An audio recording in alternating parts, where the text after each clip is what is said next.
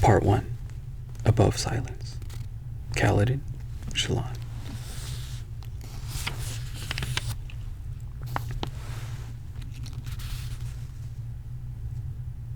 Chapter 1. Stormblessed. Epilogue goes, "You've killed me, bastards. You've killed me. While the sun is still hot, I die." Collected on the 5th day of the week Chach of the month Batab of the year 1171, 10 seconds before death. Subject was a dark-eyed soldier, 31 years of age. Sample is considered questionable. 5 years later. "I'm going to die, aren't I?" Sen asked. The weathered veteran beside Sen turned and inspected him. The veteran wore a full beard, cut short. At the sides, the black hairs were starting to give way to gray. "I'm going to die," Sen thought, clutching his spear. The shaft slick with sweat. "I'm going to die. Oh, Stormfather, I'm going to die." "How old are you, son?" the veteran asked. Sen didn't remember the man's name. It was hard to recall anything while watching that other army form lines across the rocky battlefield. That lining up seemed so civil, neat, organized. Short spears in the front ranks, long spears and javelins next, archers at the sides. The dark-eyed spearmen wore equipment like Sen's leather, jerkin and knee-length skirt with a simple steel cap and a matching breastplate. Many of the light eyes had full suits of armor. They sat astride horses, their honor guards clustering around them with breastplates that gleamed burgundy and deep forest green. Were there shard-bearers among them? Bright Lord Amaram wasn't a shard-bearer. Were any of his men? What if Sen had to fight one? What if Sen had to fight one? Ordinary men didn't kill shard-bearers. It had appeared. Ordinary men didn't kill shard-bearers. It had happened so infrequently that each occurrence was now legendary. "It's really happening," he thought, with mounting terror. This wasn't a drill in the camp. This wasn't training out in the fields, swinging sticks. This was real. Facing the fact, his heart pounding like a frightened animal in his chest, his legs unsteady, Sen suddenly realized that he was a coward. He shouldn't have left the herds. He should never have. "Son," the veteran said, voice firm. "How old are you?" 15, sir." "And what's your name?" "Sen, sir." The mountainous bearded man nodded. "I'm Dalit." "Dalit," Sen repeated, still staring out at the other army. There were so many of them. Thousands. "I'm going to die, aren't I?" "No!" Dalit had a gruff voice, but somehow that was comforting. "You're going to be just fine. Keep your head on straight. Stay with the squad." "But I barely had 3 months training." He swore he could hear faint clangs from the enemy's armor or shields. "I can barely hold this spear. Stormfather, I'm dead. I can't." "Son," Dalit interrupted, soft but firm. He raised a hand and placed it on Sen's shoulder. The rim of Dalit's large, round shield reflected the light from where it hung on his back. "You are going to be fine." "How can you know?" It came out as a plea. "Because, lad, you're in Kaladin Stormblessed's squad." The other soldiers nearby nodded in agreement. Behind them, waves and waves of soldiers were lining up, thousands of them. Sen was right at the front, with Kaladin's squad of about 30 other men. Why had Sen been moved to a new squad at the last moment? It had something to do with camp politics. Why was his squad at the very front, where casualties were bound to be the greatest? Small fear-spren, like globs of purplish goo, began to climb up out of the ground and gather around his feet. In a moment of sheer panic, he nearly dropped his spear and scrambled away. Dalit's hand had tightened on his shoulder. Looking up into Dalit's confident black eyes, Sen hesitated. "Did you piss before we formed ranks?" Dalit asked. "I didn't have time to go now. Here? If you don't, you'll end up with it running down your leg in battle, distracting you, maybe killing you. Do it." Embarrassed, Sen handed Dalit his spear and relieved himself onto the stones. When he finished, he shot glances at those next to him. None of Kaladin's soldiers smirked. They stood steady, spear to their sides, shield on their backs. The enemy army was almost finished. The field between the two forces was bare, flat, slick rock, remarkably even and smooth, broken only by occasional rock buds. It would have made a good pasture. The warm wind blew on Sen's face, thick with the watery scents of last night's high storm. "Dalit," a voice said. A man walked up through the ranks, carrying a short spear that had 2 leather knife sheaths strapped to the shaft. The newcomer was a younger man, perhaps 4 years older than Sen's 15, but he was taller by several fingers than even Dalit. He wore the common leathers of a spearman, but under them was a pair of dark trousers that wasn't supposed to be allowed. His black Alethi hair was shoulder-length and wavy, his eyes a dark brown. He also had knots of white cord on the shoulders of his jerkin, marking him as a squad leader. The 30 men around Sen snapped to attention, raising their spears in salute. "This is Kaladin Stormblast?" Sen thought incredulously. "This youth?" "Dalit, we're going to have a new recruit," Kaladin said. He had a strong voice. "I need you to—" He trailed off as he noticed Sen. "He found his way here just a few minutes ago, sir," Dalit said with a smile. "I've been getting him ready." "Well done," Kaladin said. "I paid good money to get that boy away from Gare. That man's so incompetent he might as well be fighting for the other side." "What?" Sen thought. "Why would anyone pay to get me?" "What do you think about the field?" Kaladin asked. Several of the other spearmen nearby raised hands to shade from the sun, scanning the rocks. "That dip next to the 2 boulders on the far right?" Dalit asked. Kaladin shook his head. "Footing's too rough." "Aye, perhaps it is. What about the short hill over there? Far enough to avoid the first fall, close enough to not get too far ahead." Kaladin nodded, though Sen couldn't see what they were looking at. "Looks good." "The rest of you louts hear that?" Dalit shouted. The men raised their spears high. "Keep an eye on the new boy, Dalit," Kaladin said. "He won't know the signs." "Of course," Dalit said, smiling. Smiling. How could the man smile? The enemy army was blowing horns. Did that mean they were ready? Even though Sen had just relieved himself, he felt a trickle of urine run down his leg. "Stay firm," Kaladin said, then trotted down the front line to talk to the next squad leader over. Behind Sen and the others, the dozens of ranks were still growing, the archers on the sides preparing to fire. "Don't worry, son," Dalit said. "We'll be fine. Squad leader Kaladin is lucky." The soldier on the other side of Sen nodded. He was a lanky, red-haired Vedan, with darker tan skin than the Alethi. Why was he fighting in an Alethi army? "That's right, Kaladin. He's Stormblast." "Right, sure he is. We only lost way. 1 man last battle." "But someone did die," Sen said. Dalit shrugged. "People always die. Our squad loses the fewest. You'll see." Kaladin finished conferring with the other squad leader, then jogged back to his team, though he carried a short spear, meant to be wielded one-handed with a shield on the other hand. His was a hand longer than those held by the other men. "At the ready, men," Dalit called. Unlike the other squad leaders, Kaladin didn't fall into rake, but stood out in front of his squad. The men around Sen shuffled, excited. The sounds were repeated through the vast army, the stillness giving way before eagerness, hundreds of feet shuffling, shields slapping, clasps clinking. Kaladin remained motionless, staring down the other army. "Steady, men," he said without turning. Behind, a light-eyed officer passed on horseback. "Be ready to fight. I want their blood, men. Fight and kill." "Steady," Kaladin said again, after the man passed. "Be ready to run," Dalit said to Sen. "Run? But we've been trained to march in formation, to stay in our line." "Sure," Dalit said, "but most of the men don't have much more training than you. Those who can fight well end up getting sent to the Shattered Plains to battle the Parshendi. Kaladin's trying to get us into shape to go there, to fight for the king." Dalit nodded toward the line. "Most of these here will break in charge. The Light-Eyes aren't good enough commanders to keep them in formation. So stay with us and run." "Should I have my shield out?" Around Kaladin's team, the other ranks were unhooking their shields, but Kaladin's squad left their shields on their backs. Before Dalit could answer, a horn blew from behind. "Go!" Dalit said. Sen didn't have much choice. The entire army started moving in a clamor of marching boots. As Dalit had predicted, the steady march didn't last long. Some men began yelling, the word taken up by others. Light-Eyes called for them to go, run, fight. The line disintegrated.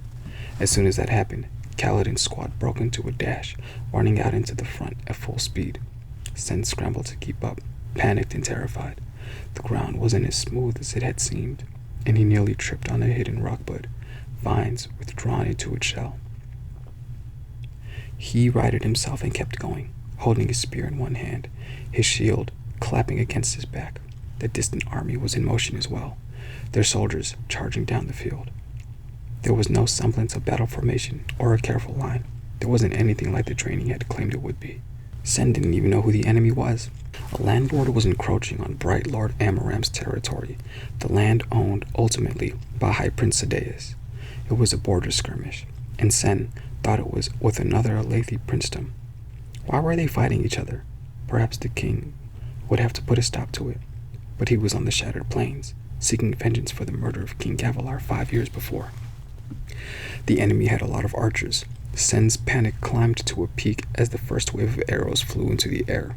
He stumbled again, itching to take out his shield, but Dalit grabbed his arm and yanked him forward. Hundreds of arrows split the sky, dimming the sun. They arced and fell, dropping like sky eels upon their prey. Amaram's shoulders raised their shields, but not Kaladin's squad. No shields for them. Sen screamed, and the arrows slammed into the middle ranks of Amaram's army. Behind him, Sen glanced over his shoulder, still running, arrows still behind him. Soldiers screamed. Arrows broke against shields. Only a few straggling arrows landed anywhere near the front ranks. "Why?" he yelled at Dalit. "How did you know?" "They want the arrows to hit where the men are most crowded," the large man replied, "or they'll have the greatest chance of finding a body." Several other groups in the van left their shields lowered, but most ran awkwardly with their shields angled up to the sky, worried about arrows that wouldn't hit them, that slowed them, and they risked getting trampled by the men behind who were getting hit. Sen itched to raise his shield anyway. It felt so wrong to run without it. The second volley hit, and men screamed in pain. Kaladin's squad barreled through the enemy soldiers, some of whom were dying to arrows from Amaram's archers. Sen would hear the enemy soldiers bellowing war cries, could make out individual faces. Suddenly, Kaladin's squad pulled to a halt. Forming a tight group, they reached the small incline that Kaladin and Dalit had chosen earlier. Dalit grabbed Sen and shoved him to the very center of the formation. Kaladin's men lowered spears, pulling out shields as the enemy bore down on them. The charging foe used no careful formation. They didn't keep ranks of long spears in back and short spears in front. They all just ran forward, yelling in a frenzy. Sen scrambled to get his shield unlatched from his back. Clashing spears rang in the air as squads engaged one another.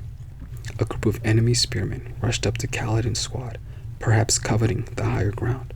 The 36 attackers had some cohesion, though they weren't in as tight a formation as Kaladin's squad was. The enemy seemed determined to make up for it in passion. They bellowed and screamed in fury, rushing Kaladin's line. Kaladin's team held rank, defending Sen as if he were some light eyes, and they were his honor guard. The two forces met with a crash of metal on wood, shields slamming together. Sen cringed back. It was over in a few eye blinks. The enemy squad pulled back, leaving 2 dead on the stone. Kaladin's team hadn't lost anyone. They held their bristling V formation,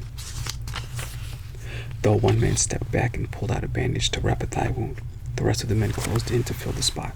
The wounded man was hulking and thick-armed. He cursed, but the wound didn't look bad. He was on his feet in a moment, but didn't return to the place where he'd been. Instead, he moved down to one end of the V formation, a more protected spot. The battlefield was chaos. The two armies mingled indistinguishably.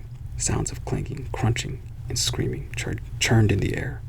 Many of the squads broke apart, members rushing from one encounter to another. They moved like hunters, groups of 3 or 4 seeking long individuals, then brutally falling on them. Kaladin's team held its ground, engaging only enemies that got too close. Was this what a battle really was? Since practice had trained him for long ranks of men, shoulder to shoulder, not this frenzied intermixing, this brutal pandemonium. Why didn't more hold information? The real soldiers are all gone, Sen thought, off fighting in a real battle at the Shattered Plains. No wonder Kaladin wants to get his squad there. Spears flashed on all sides. It was difficult to tell friend from foe, despite the emblems on breastplates and colored paints on shields. The battlefield broke down into hundreds of small groups, like 1,000 different wars happening at the same time. After the first few exchanges, Dalit took Sen by the shoulder and placed him in the at the very bottom of the V pattern. After the few exchanges, Dalla took Sen by the shoulder and placed him in rank at the very bottom of the V pattern. Sen, however, was worthless. When Kaladin's team engaged enemy squads, all of his training fled him. It took everything he had to just remain there, holding his spear outward and trying to look threatening. For the better part of an hour, Kaladin's squad held their small hill, working as a team, shoulder to shoulder. Kaladin left his position at the front, rushing this way and that, banging his spear on his shield in a strange rhythm. Those are signals, Sen realized, as Kaladin's squad moved from the V shape into a ring, with the screams of the dying and the thousands of men calling to others. It was nearly impossible to hear a single person's voice, but the sharp clang of the spear against the metal plate on Kaladin's shield was clear. Each time they changed formations, Dalla grabbed Sen by the shoulder and steered him. Kaladin's team didn't chase down stragglers. They remained on the defensive. And, while several of the men on Kaladin's team took wounds, none of them fell. Their squad was too intimidating for the smaller groups, and larger enemy units retreated after a few exchanges, seeking easier foes. Eventually something changed. Kaladin turned, watching the tides of the battle, with discerning brown eyes. He raised his spear and smacked his shield in a quick rhythm he hadn't used before. Dalla grabbed Sen by the arm and pulled him away from the small hill. Why abandon it now? Just then, the large body of Amaram's force broke, the men scattering. Sen hadn't realized how poorly the battle in this quarter had been going for his side. As Kaladin's team retreated, they passed many wounded and dying, and Sen grew nauseated. Soldiers were sliced open, their insides spilling out. He didn't have time for horror. The retreat quickly turned into a rout. Dalla cursed, and Kaladin beat his shield again. The squad changed direction, holding eastward. There, Sen saw a large group of Amaram soldiers was holding. But the enemy had seen the ranks break, and that made them bold. They rushed forward in clusters, like wild axe hounds hunting stray dogs. Before Kaladin's team was halfway across the field of dead and dying, a large group of enemy soldiers intercepted them. Kaladin reluctantly banged his shield. His squad slowed. Sen felt his heart begin to thump faster and faster. Nearby, a squad of Amaram's soldiers was consumed. Men stumbled and fell, screaming, trying to get away. The enemies used their spears like skewers, killing men on the ground like crumblings. Kaladin's men met the enemy in a crash of spears and shields, bodies shoved on all sides, and Sen was spun about in the jumble of friend and foe, dying and killing. Sen grew overwhelmed, so many men running in so many directions. He panicked, scrambling for safety. A group of soldiers nearby wore Alethi uniforms, Kaladin's squad. Sen ran for them, but when some turned toward him, Sen was terrified to realize he didn't recognize them. This wasn't Kaladin's squad, but a small group of unfamiliar soldiers holding an uneven, broken line. Wounded and terrified, they scattered as soon as an enemy squad got close. Sen froze, holding his spear in a sweaty hand. The enemy soldiers charged right for him. His instincts urged him to flee, yet he had seen so many men picked off one at a time. He had to stand. He had to face them. He couldn't run. He couldn't. He yelled, stabbing his spear at the lead soldier. The man casually knocked the weapon aside with his shield, then drove his short spear into Sen's thigh. The pain was hot, so hot that the blood squirting out of his leg felt cold by comparison. Sen gasped. The soldier yanked the weapon free. Sen stumbled backward. Dropping his spear and shield, he fell to the rocky ground, splashing in someone else's blood. His foe raised his spear high, a looming silhouette against the dark blue sky, ready to ram it into Sen's heart. And then he was there. Kaladin's spear came as if out of nowhere, narrowly deflecting the blow that was to have killed Sen. Kaladin set himself in front of Sen, alone, facing down 6 spearmen. He didn't flinch. He charged. It happened so quickly. Kaladin swept the feet from beneath the man who had stabbed Sen. Even as that man fell, Kaladin reached up and flipped a knife from one of the sheaths tied about his spear. His hand snapped, knife flashing and hitting the thigh of a second foe. That man fell to one knee, screaming. A third man froze, looking at his fallen allies. Kaladin shoved past the wounded enemy and slammed his spear into the gut of the third man. A fourth man fell with a knife to the eye. When had Kaladin grabbed that knife? He spun between the last two, his spear a blur, wielding it like a quarterstaff. For a moment, Sen thought he could see something surrounding the squad leader. A warping of the air, like the wind itself become visible. I've lost a lot of blood. It's flowing out so quickly. Kaladin spun, knocking aside attacks, and the last two spearmen fell with gurgles that Sen thought sounded surprised. Foes all down, Kaladin turned and knelt beside Sen. The squad leader set aside his spear and whipped a white strip of cloth from his pocket, then efficiently wrapped it tight around Sen's leg. Kaladin worked with the ease of one who had bound wounds dozens of times before. "Kaladin, sir," Sen said, pointing at one of the soldiers Kaladin had wounded. The enemy held his leg as he stumbled to his feet. In a second, however, mountainous Dalit was there, shoving the foe with his shield. Dalit didn't kill the wounded man, but he stumbled away, unarmed. The rest of the squad arrived and formed a ring around Kaladin, Dalit, and Sen. Kaladin stood up, raising his spear to his shoulder. Dalit handed him back his knives, retrieved from the fallen foes. "Had me worried there, sir," Dalit said, "running off like that." "I knew you'd follow," Kaladin said. "Raise the red banner, Sen. Corridor, you going back with the boy. Dalit, hold here.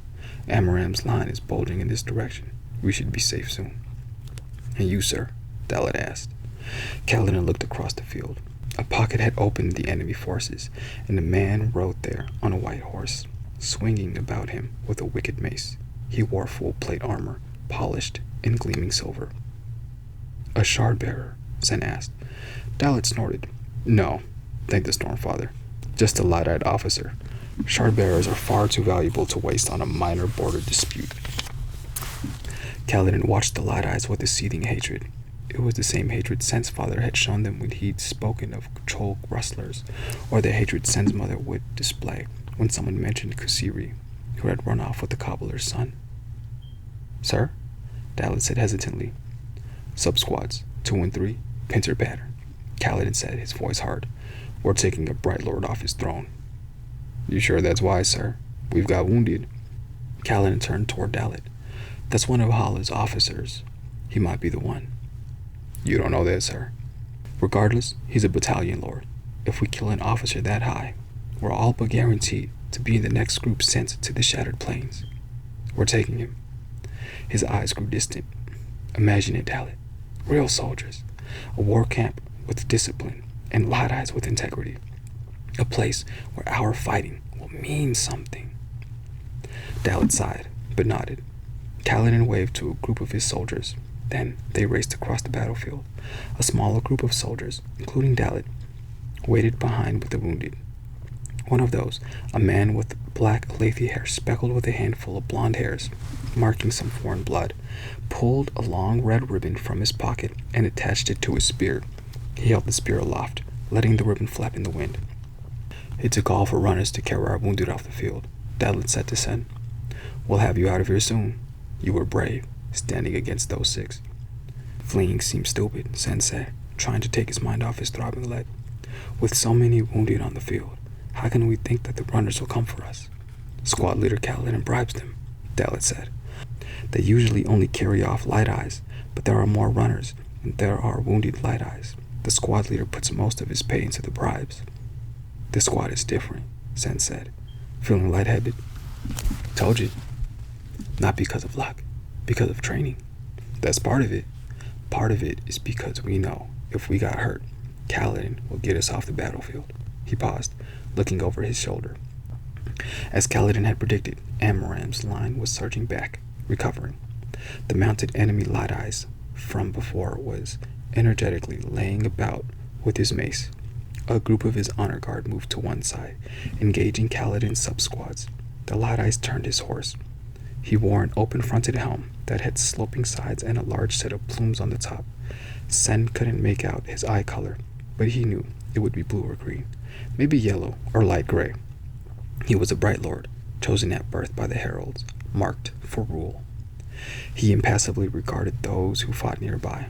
Then one of Kaladin's knives took him in the right eye. The Bright Lord screamed, falling back off the saddle, as Kaladin somehow slipped through the lines and leapt upon him, spear raised. It's part training," Dalit said, shaking his head. "But it's mostly him. He fights like a storm, that one. and thinks twice as fast as other men. The way he moves sometimes. He bound my leg, Sen said, realizing he was beginning to speak nonsense due to the blood loss. Why point out the bound leg? It was a simple thing. Dalit just nodded. He knows a lot about wounds. He can read clips too. He's a strange man for a lowly dark-eyed spearman, our squad leader is. He turned to Sen. But you should save your strength, son. The squad leader won't be pleased if we lose you. Not after what he paid to get you. Why? Sen asked. The battlefield was growing quieter, as if many of the dying men had already yelled themselves hoarse. Almost everyone around them was an ally, but Dalit still watched to make sure no enemy soldiers tried to strike at Kaladin's wounded. Why? Why, Dalit? Sen repeated, feeling urgent. Why bring me into his squad? Why me?